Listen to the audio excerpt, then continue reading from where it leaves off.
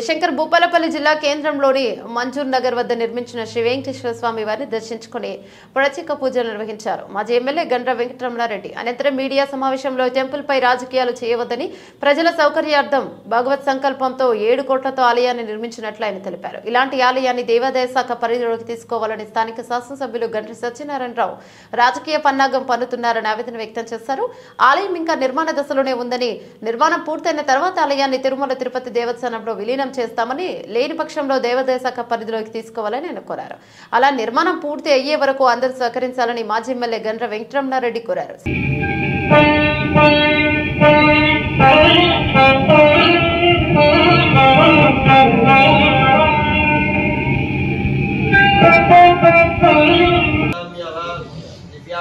श्रीमती गोत्रोद्भवस्या चंद्रश्री गोत्रोद्भवस्या सिद्धूनाम्यः सुशीलानाम्यः पावनोत्भवस्या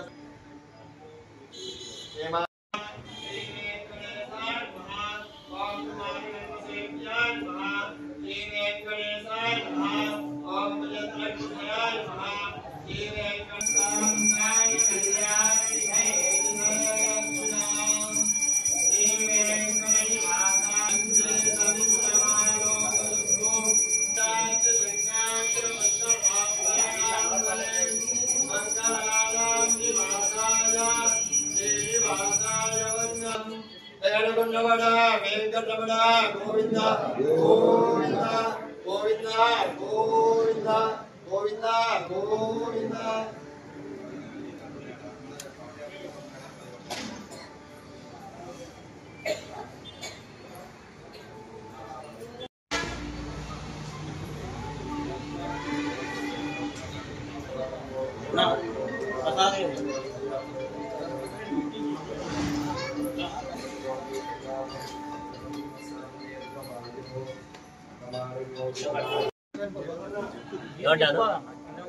లోగోలు పెట్టాలంటే వీళ్ళు ఎట్లా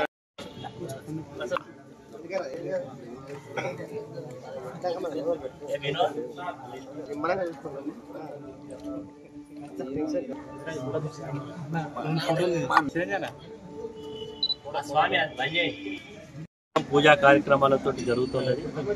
ఆలయాన్ని మాత్రం ప్రతిష్ఠించుకోవడం జరిగింది. ఆలయం పనులు పూర్తి కావాల్సింది కూడా ఉన్నది. మరి పైన ఉండేటువంటి ప్రాకార మండపం, దాన్ని సాలహారం, అదేవిధంగా కాంపౌండ్ వాళ్ళు, రాజతోరణం, ఇట్లా కొన్ని పనులు కూడా పూర్తి చేసుకోవాల్సింది ఉన్నది. నాకు వచ్చినటువంటి సమాచారం, దీన్ని ఎండోమెంట్ వాళ్ళు టేక్ ఓవర్ చేయాలని చెప్పి స్థానిక శాసనసభ్యుడు ఒత్తిడి చేస్తున్నట్టుగా, దానికి వాళ్ళు తీసుకోవడానికి ఆలోచన చేస్తున్నట్టు నా దృష్టికి వచ్చింది. నేను ఒకటే కోరుతున్నా, ఈ ఆలయం ఇది ఒక వ్యక్తిది కాదు, ఇది మొత్తం కూడా విశ్వాసం ఉన్న ప్రతి భక్తుడిది ఆలయం.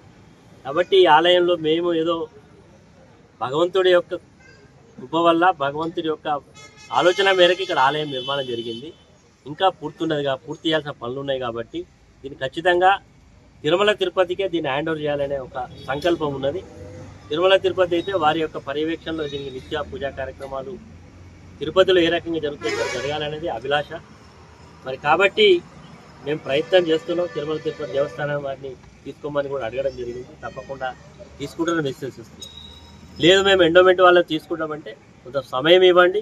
తప్పకుండా ఈ ఆలయం పనులు పూర్తయిన తర్వాత ఎండోమెంట్ డిపార్ట్మెంట్కైనా తిరుమల తిరుపతి దేవస్థానానికైనా ఇవ్వడానికి పూర్తిగా ఉన్నది. తప్పకుండా ఇవ్వడం జరుగుతుంది.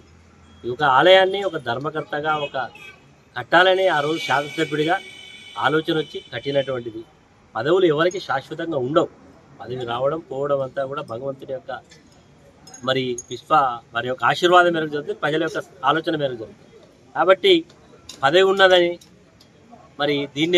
దీని మీద పెత్తనం చేయడం కాకుండా, ఇది నేను ఖచ్చితంగా ఒక కమిట్మెంట్తో ఈ ఆలయాన్ని నిర్మాణం చేస్తున్నాం. కాబట్టి నిత్యం పూజా కార్యక్రమాలు భక్తుల అభిష్టం మేరకు జరుగుతున్నాయి. కాబట్టి అవకాశం ఇచ్చి ఇంకా ఆలయ పనులు పూర్తి ఎవరు సహకరించమని విజ్ఞప్తి చేస్తున్నాం, సహకరిస్తారని ఆశిస్తున్నాం.